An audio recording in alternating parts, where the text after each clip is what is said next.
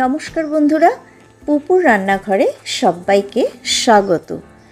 সন্ধ্যা হলেই কিন্তু আমাদের চায়ের সাথে কিছু না কিছু খেতে ইচ্ছা করে।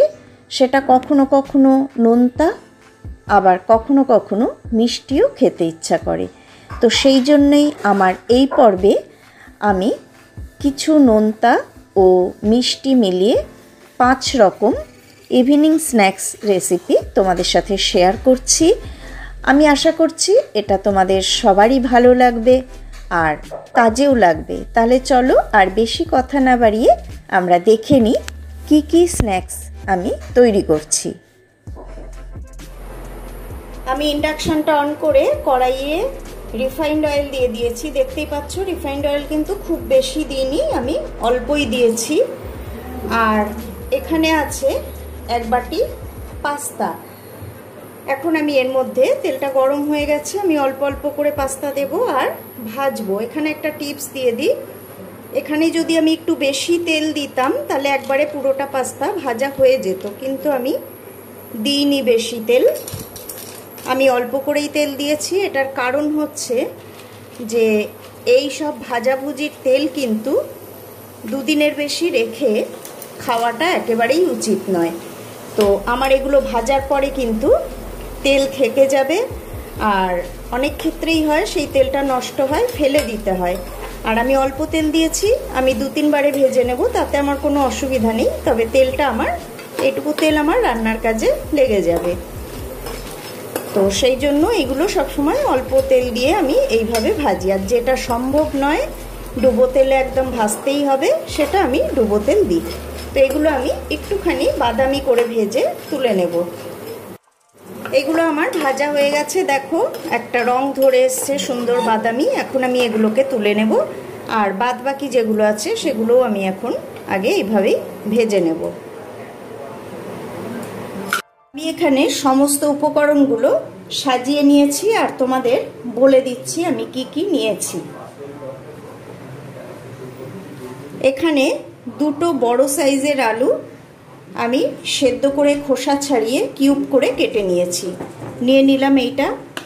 এখন খালি সব কিছু মেশানো, আমি সব কিছু আগের থেকে গুছিয়ে নিয়েছি, শুধু মেশাতে হবে, আর তোমাদের আমি সেগুলোই দেখিয়ে দিচ্ছি। এবার আমি এর মধ্যে দিচ্ছি একটা বড় শসা, খোসা ছাড়িয়ে ওই রকমই কিউব করে কেটে নিয়েছি, এটাও আমি এর মধ্যে দিয়ে দিলাম। সবগুলোই দেব আর একটা একটা করে এইভাবে মেলাতে থাকবো, তা না হলে কিন্তু ঠিক মতো মিলবে না। এবার আমি এর মধ্যে দিয়ে দেব 1 বাটি ভেজানো ছোলা।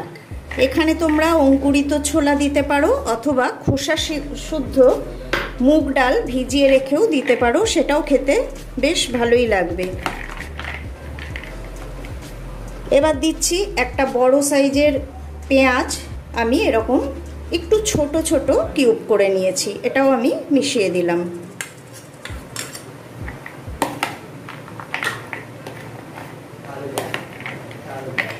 দিয়ে দেব 2টো কাঁচা লঙ্কা কুচি, ঝালটা তোমাদের পছন্দ মতো দিও, তবে যেহেতু চাট এটা একটু বেশ চটপটা স্বাদের হলেই খেতে ভালো লাগে।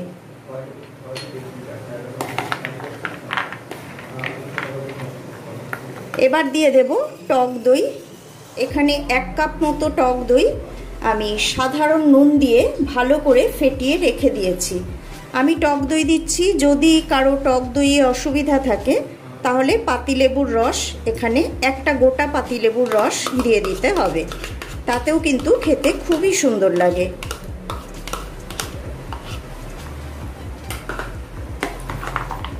এটাকে এবার ভালো করে আগে আমি মিশিয়ে নেব সবটা।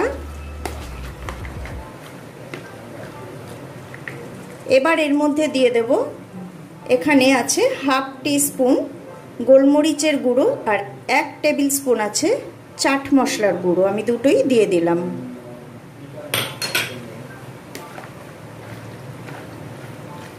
ভালো করে আবার মিশিয়ে দেব। এবার দিয়ে দেব ভেজে রাখা পাস্তাটা, 2-4টে রেখে দিলাম, পরে ওপর দিক দিয়ে দিয়ে দেব বলে।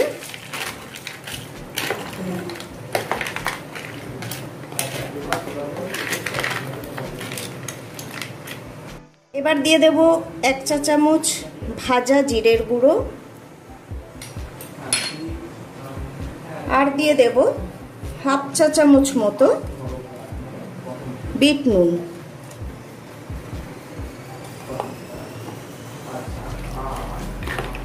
এবার এটাকে আগে ভালো করে মিশিয়ে দেব, যাতে এই মশলাগুলো ভালোভাবে সব জায়গায় মিশে যায়, আর নুনটাও।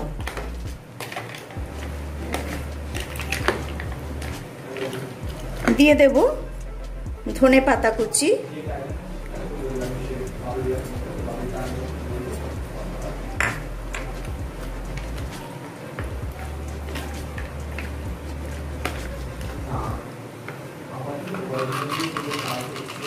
যে কটা পাস্তা রেখেছিলাম একটু উপর থেকে এইভাবে দিয়ে দিলাম।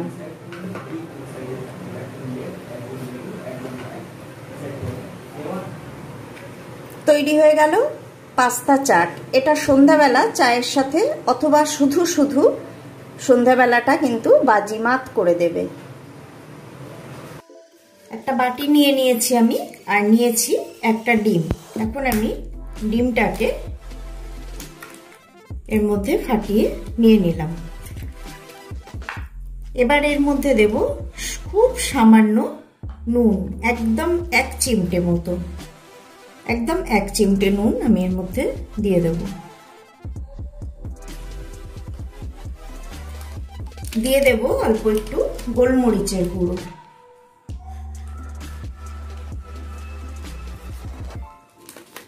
এবার আমি এটাকে ভালো করে ফেটিয়ে নেব।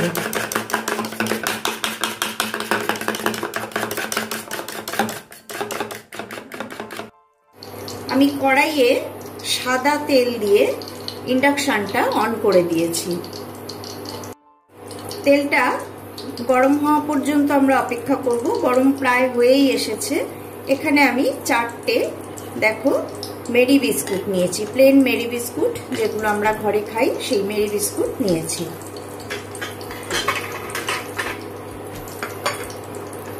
আর এই ডিমটাকে আমি ফেটিয়ে নিয়েছি আগে।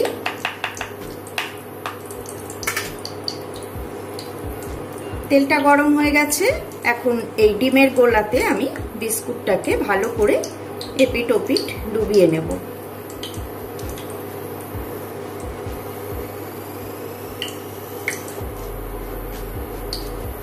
আর বিস্কুটটাকে তেলের মধ্যে দিয়ে দেব।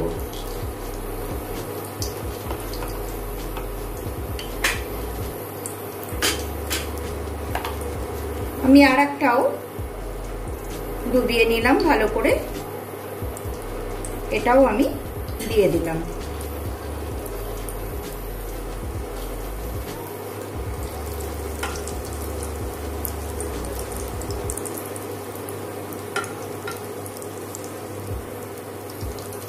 এবার এগুলোকে একটু এপিট ওপিট করে ভেজে নেব। দেখো কিরকম ফুচকার মতো ফুলে উঠেছে এটা। আবারও পিট করে দিলাম, এটাকে উল্টে পাল্টে দিলাম।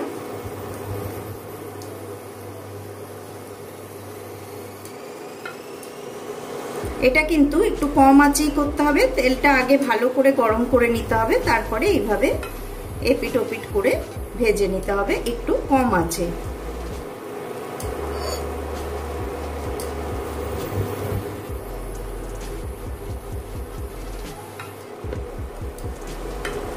ভাজা হয়ে গেছে, এখন আমি এটাকে তুলে নেব।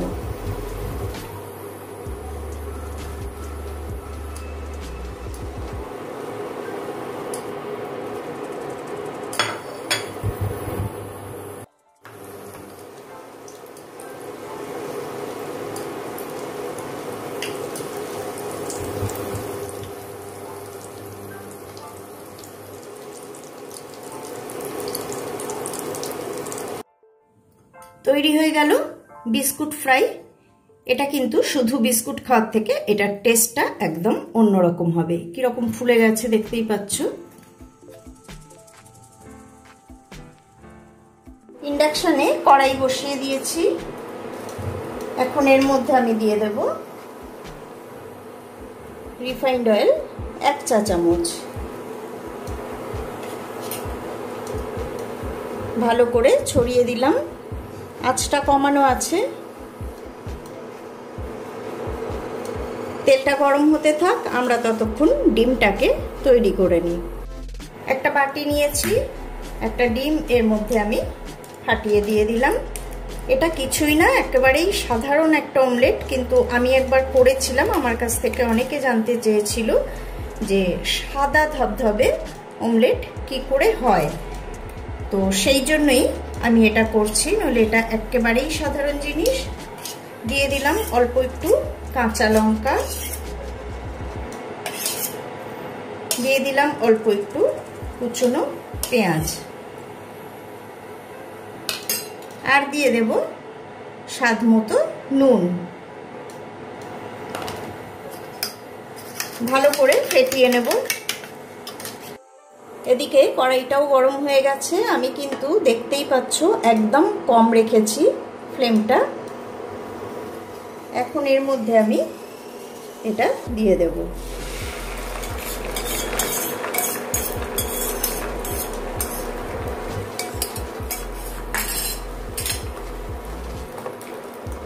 আর এটাকে এভাবে ঘুরিয়ে নেব।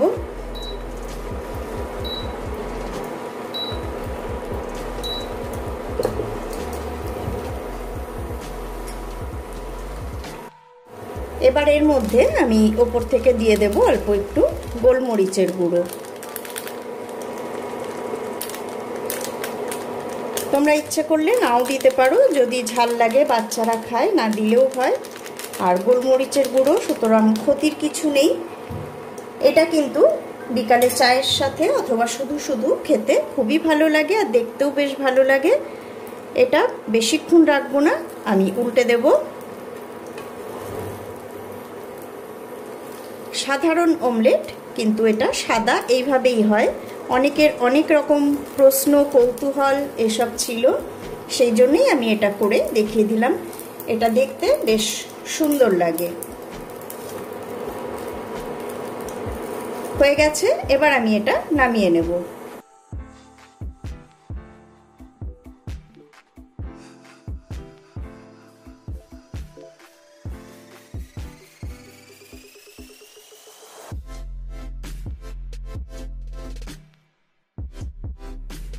আমি গ্যাসের মধ্যে ওভেনে একটা বাটি বসিয়ে দিয়েছি, আর এর মধ্যে দেখো এখানে হাফ কাপ চিনি আর 3টে এলাচ আমি ফাটিয়ে নিয়েছি, এটা দিয়ে দিলাম।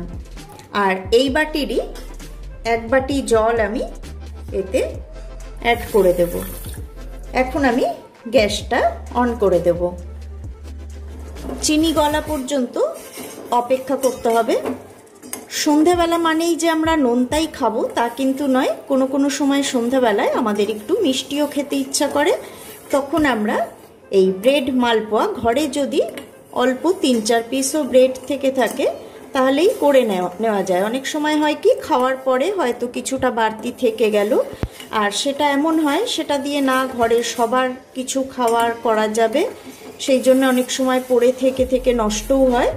তো সেক্ষেত্রে আমরা এটা বানিয়ে নিতে পারি। চিনিটা গলে যাওয়ার পর আমি এইভাবে একভাবে নাড়িয়ে মিনিট 5 এটাকে ফুটিয়ে নিয়েছি। এটা 1 তার বা 2 তারের রস করার কোনো প্রয়োজন নেই।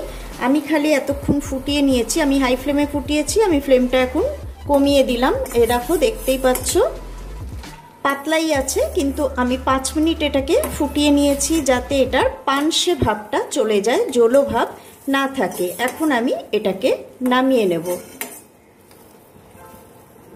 আমার ঘরে পাউরুটি খাওয়ার পর এই কটা পিস দেখো ছিল, 4টে এইরকম পিস। আর দেখো এই পিস দুটোও কিন্তু আমি নিয়ে নিয়েছি, এগুলো আমি নষ্ট করব না। তো এখন এগুলোর থেকে আমি একটা গ্লাস দিয়ে এইভাবে কেটে নেব। তোমরা যে কোনো কৌটোর ঢাকনা বা শিশির ঢাকনা এরকম যে কোনো কিছু দিয়ে তোমরা কেটে নিতে পারো। এইভাবে আমি কেটে দেব। এগুলোও কিন্তু আমি ফেলবো না, এগুলো দিয়ে আবার অন্য কোনো খাবার তৈরি হয়ে যাবে। তো আমার কাছে এটা ব্রাউন ব্রেড আছে, তো যে কোনো ব্রেড দিয়েই হবে, তোমরা যে কোনো ব্রেড দিয়ে করতে পারবে। এইভাবে আমি সবগুলোই কেটে নেব। আমি ওভেনে একটা প্যান বসিয়ে দিয়েছি, আর এর মধ্যে আমি দিয়ে দেব অল্প একটুখানি ঘি। লাগলে আমি আবার দেব, একবারে আমি বেশি দিচ্ছি না।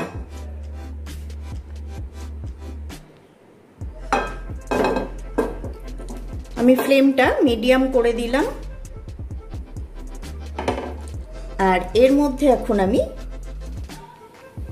এই পাউরুটিগুলো এইভাবে দিয়ে সেঁকে নেব। এটা কিন্তু ইচ্ছা করলে ছাঁকা তেলে ভেজে নেওয়া যায়, কিন্তু আমি ইচ্ছা করেই সেটা করছি না, কারণ অতটা তেলে ভেজে খাওয়া স্বাস্থ্যের পক্ষে ভালো না। এখন সবাই কিন্তু স্বাস্থ্য সচেতন, সেই জন্যে সামান্য একটু ঘি দিয়ে এইভাবে সেঁকে নিলে এটার কাজটাও হয়ে যাবে, আর ঘি দিয়ে করলে ঘিয়ের একটা সুন্দর গন্ধ বেরোবে। মিনিট দুয়েক এইভাবে সেঁকে নেওয়ার পর আমি আস্তে করে এবার এই পিঠগুলো উল্টে দেব। দেখতেই পাচ্ছ একটু একটু রং ধরে গেছে।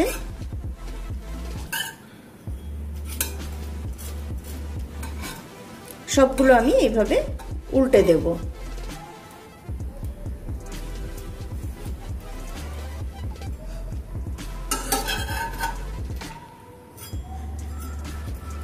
আর আমি এখন এর মধ্যে আবার সামান্য একটু ঘি দিয়ে নেব, যেহেতু পাউরুটি ওই দিকটা টেনে নিয়েছে অনেকটাই, ঘিটা সামান্যই দিয়েছিলাম, তো এবারেও আমি ওই রকম সামান্য একটু ঘি দিয়ে দেব।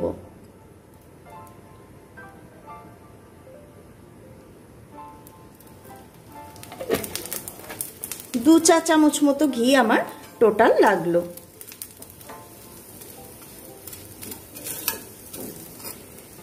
এইভাবে আরো 2-3 মিনিট রেখে ওই পিঠটাও আমি সেঁকে নেব। দু পিঠই টোস্ট করা হয়ে গেছে ঘি দিয়ে। এখন আমি কিন্তু গ্যাসটা অফ করে দেব আর এগুলো তুলে নেব।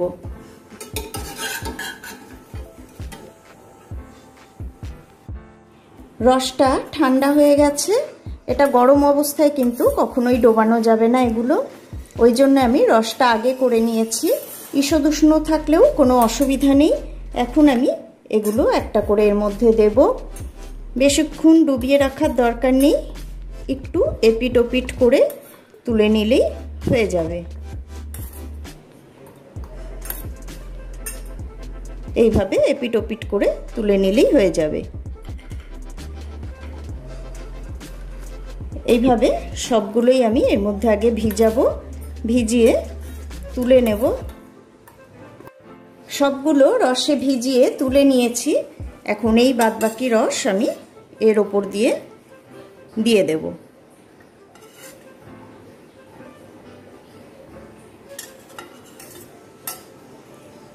কত ঝটপট হয়ে গেল দেখো। যখনই খাওয়ার ইচ্ছা করবে ঘরে পাউরুটি থাকলেই কিন্তু তক্ষুনি এটা করে ফেলা যাবে। আমি রসগুলো দিয়ে দিলাম। এবার আমি এটা একটু গার্নিশ করে দেব। আমি একটুখানি কাজু কুচিয়ে নিয়েছি, সেটা দিয়ে দিচ্ছি। এটা অপশনাল, এটা না দিলেও চলবে, দেখতে ভালো লাগবে বলে আমি একটুখানি দিয়ে দিলাম।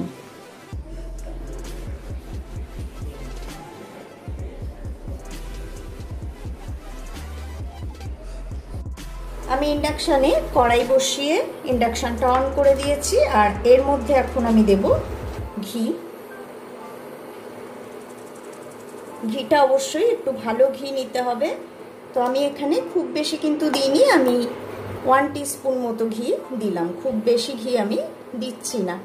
তো তোমরা এখানে একটু সাদা তেল মানে রিফাইন্ড অয়েল অথবা ঘি দুটো মিশিয়েও করতে পারো, আর অল্প একটু ঘি তো তাই ঘি দিয়ে করলেই বেশি ভালো হয় এটা। তো ঘিটা একটুখানি গরম হয়ে যাক। আর এই টিফিনটা আমার মা নয়, আমার বাবাকে বানাতে দেখেছি। বাবার মাঝে মধ্যেই শখ হলে বাবা এটা বানাতো, আর আমাদের সবাইকে নিয়ে বাবা খেত। এটা খেতে এত ভালো লাগে, তখন থেকেই আমার এটা ভীষণ ভালো লাগে। আর এটা কিন্তু বাচ্চা থেকে বুড়ো সববারই ভালো লাগবে। তবে এর কোনো নামকরণ ছিল না, বাবা এমনি বানাতো, আর আমি এটা নামকরণ দিয়েছি। এখন আমি এর মধ্যে দিয়ে দেব একটা তেজপাতা, দিয়ে দেব দুটো এলাচ ফাটিয়ে নিয়েছি, আর দিয়ে দেব একদম ছোট্ট এক টুকরো দারচিনি। এবার আমি এর মধ্যে দিয়ে দেব কিছু কাজু আর কিশমিশ। আমি কিন্তু একদম লো করে দিয়েছি হিটটা, একদম লো হিটেই এটাকে আমি সামান্য একটু ভেজে নেব, একদম 15 সেকেন্ডের মতো, এর থেকে বেশি ভাজার কিন্তু দরকার নেই। তো বাবা এটা করতো আর এটা খেতে এতটাই সুস্বাদু হতো। বাবা যেদিন এটা করতে নিত আমি কিন্তু বাবার পাশে বসে থাকতাম, বসে বসে দেখতাম বাবা কিভাবে করছে। আসলে করার জন্য নয়, তখন আমার রান্না করার তো কোনো ব্যাপার ছিল না, বুঝতামও না, আসলে বসে থাকতাম যে কতক্ষণে হবে আর খাবো সেই আশাতেই। তো যাই হোক, সেইটা আমার মনে হলো তোমাদের সাথে শেয়ার করি, কারণ এটা আমিও কিন্তু ঘরে মাঝে মধ্যেই সন্ধ্যাবেলায় করি, আমার খুব প্রিয়। তবে আশা করছি তোমাদের সবার এটা খুব ভালো লাগবে। এগুলো কিন্তু ভাজা হয়ে গেছে, খুব বেশি ভাজবো না লাল করে। এখন আমি এর মধ্যে দেব 1 কাপ পরিমাণ সুজি।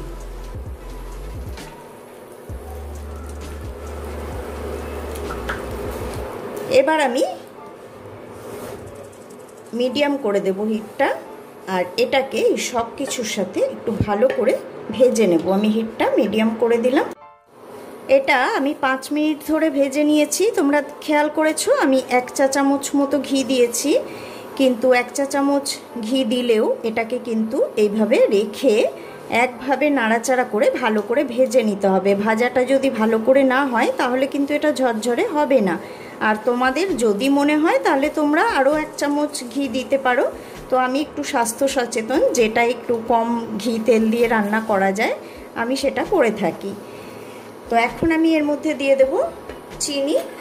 আমি এখানে 5 টেবিল চামচ চিনি নিয়েছি। যারা কড়া মিষ্টি খাও তারা চিনিটা বুঝে দিও, আর একটু বেশি দিতে পারো। তো আমি এটা খুব কড়া মিষ্টি করব না, তারপরে এর মধ্যে কিশমিশও আছে, যে কারণে আমি 5 টেবিল চামচ চিনি দিলাম। এখন আমি আবার একদম লো করে দিলাম হিটটাকে, আর চিনি দিয়েই আগে এটাকে আমি অল্প একটুখানি এভাবে নাড়াচাড়া করে নেব। সামান্য একটু নাড়াচাড়া করে নিয়েছি। চিনিটা কিন্তু পুরো গলেনি, এখনো কিন্তু দানা দানা আছে। এখন আমি এর মধ্যে দিয়ে দেব জল। আমি দেখো এই বাটির 1 বাটি নিয়েছিলাম, মানে আমি 1 কাপ নিয়েছিলাম সুজি, আমি 1.25 কাপ জল এখানে অ্যাড করছি। এটাকে ভালো করে এইভাবে নাড়াচাড়া করে আমি এটাকে একটুখানি ঢেকে দেব।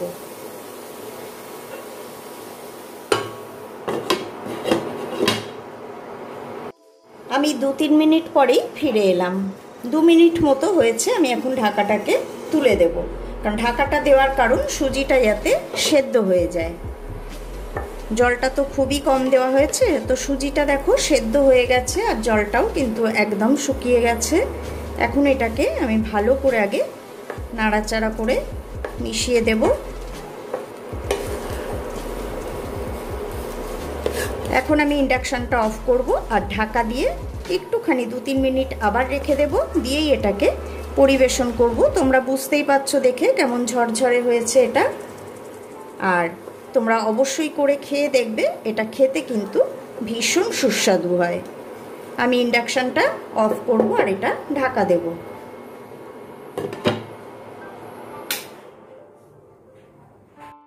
তৈরি হয়ে গেল ঝরঝরে সুজি পোলাও।